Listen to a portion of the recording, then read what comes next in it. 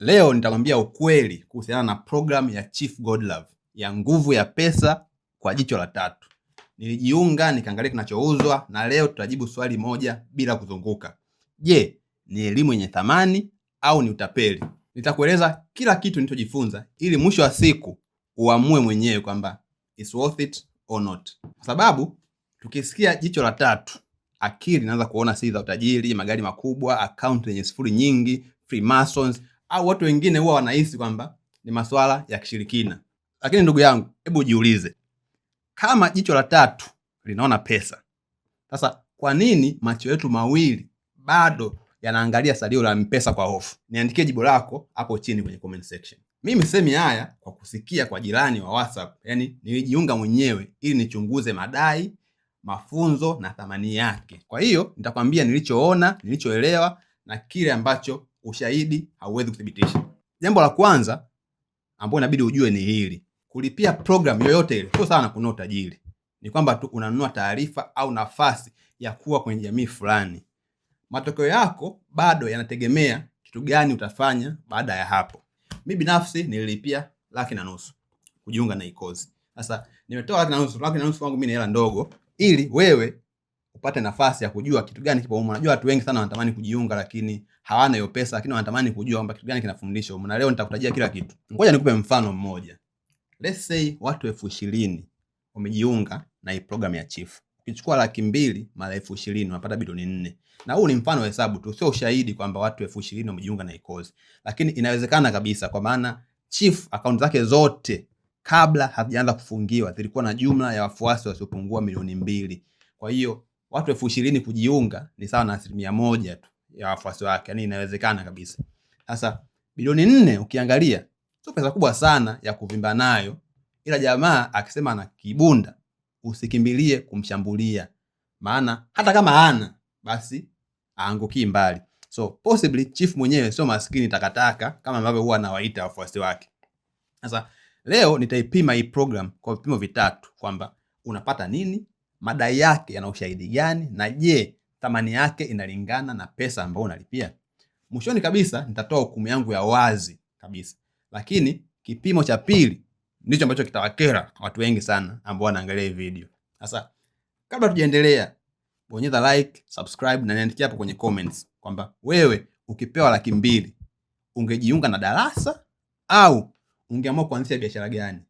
Comment hapo chini, na comment bora nitahitaji kwenye video ijayo. Na kumbuka kwamba video hii ni elimu na maoni yangu binafsi, sio ushauri wa kifedha. Yani this is not financial advice. I'm not a financial advisor. So fanya utafiti wako kabla ya kulipa, kuwekeza au kuanzisha biashara yoyote ile. Kama unajituma kila siku lakini pesa unaona kila siku bado haitoshi, yani hakuna uchawi, bali ni kwamba tu unakosa maarifa sahihi. Na bila maarifa sahihi utaendelea kusota na kufanya kazi kila siku bila kuona maendeleo yoyote. Sasa kwa kukusaidia tu, nina kitabu kinaitwa Siri 69 za kupata pesa, ambacho kitakuelimisha, kitakupa maarifa, kitakusaidia kutambua fursa na kuboresha namna unayofikiria kuhusiana na pesa. Nimekuwekea link ya hicho kitabu kwenye description, so go and grab it. Kwa kuanza, jicho la tatu ni kitu gani? Kwenye lugha ya kiroho, watu wengi hutumia jicho la tatu kumaanisha ufahamu wa ndani, kuona fursa au kuelewa mambo kwa undani. Hilo ni wazo la kiimani, lakini kisayansi binadamu hana jicho la siri ambalo linakuonyesha pesa ilipo.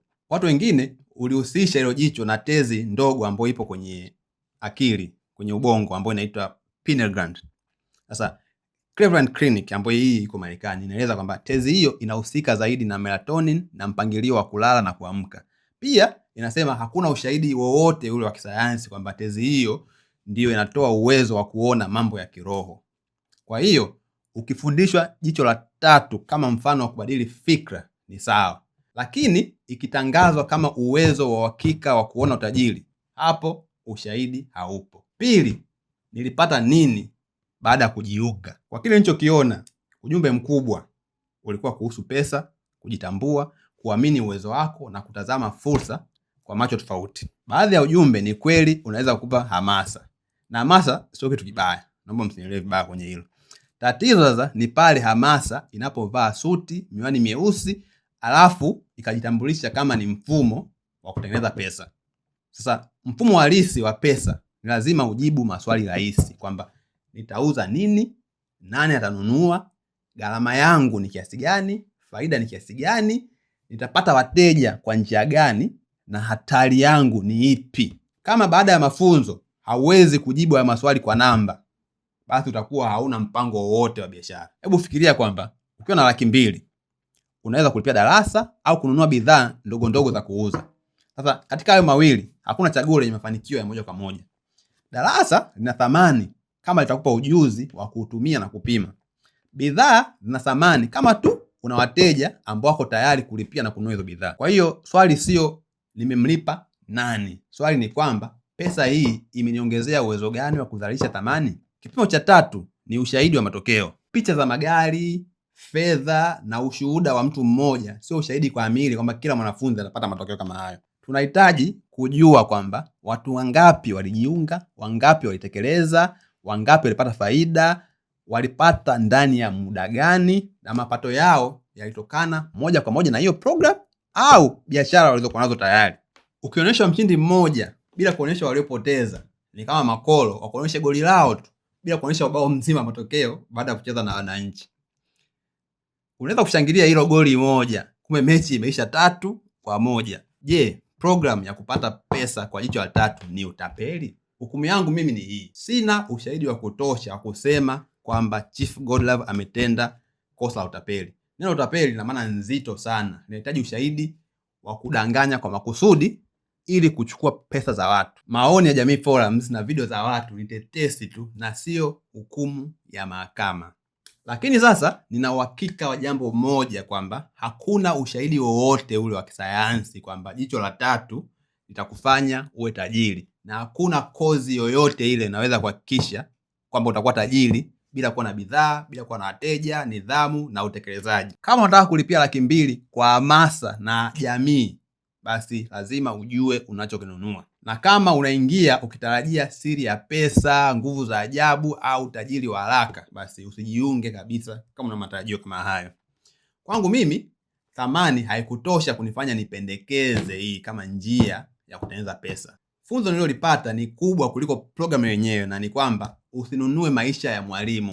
Siku zote nunua ujuzi ambao unaweza kuupima. Kabla hujajiunga na program yoyote ile, omba mtaala ulioandikwa, majina na uzoefu wa wakufunzi ambao kwenye program, sera ya kurejeshewa pesa zako, ushahidi wa matokeo ya wanafunzi wengi, na maelezo ya kile utakachoweza kufanya baada ya kumaliza hiyo program. Benki Kuu ya Tanzania pia imeshauri watu kufanya utafiti wa kina kabla ya kushiriki na taasisi au mpango wowote ule ambao unatoa huduma ya kifedha. Ukikosa majibu ya wazi, basi linda pesa yako. Laki2 sio hela ndogo kama umefanyia kazi. Yaani hata mbuzi haangalii noti na kusema kwamba hii ni motivation. Kwa hiyo jibu la mwisho ni hili hapa, kwamba siwezi kuthibitisha kwamba program ya nguvu ya pesa kwa jicho la tatu ni utapeli. Lakini pia siamini madai yasiyokuwa na ushahidi, na sipendekezi kama njia ya uhakika ya kuwa tajiri. Na niandikie maoni yako hapo chini kwenye comments bila matusi yoyote, kwamba ungependa nichunguze program gani nyingine au program ya nani. Na I'm sure sasa hivi Bongo watu wengi sana wana program zao, wana kozi zao, wana community zao. Mimi nina hela ya kujiunga, kujifunza na kuja kukuelezea nimejifunza nini. So like, subscribe na share video hii na mtu yoyote anayependa shortcut. Huenda shortcut pekee anayohitaji nikakuleta. Mimi na wewe tutaendelea kufungua jicho la muhimu zaidi, ambao ni jicho la kuuliza maswali.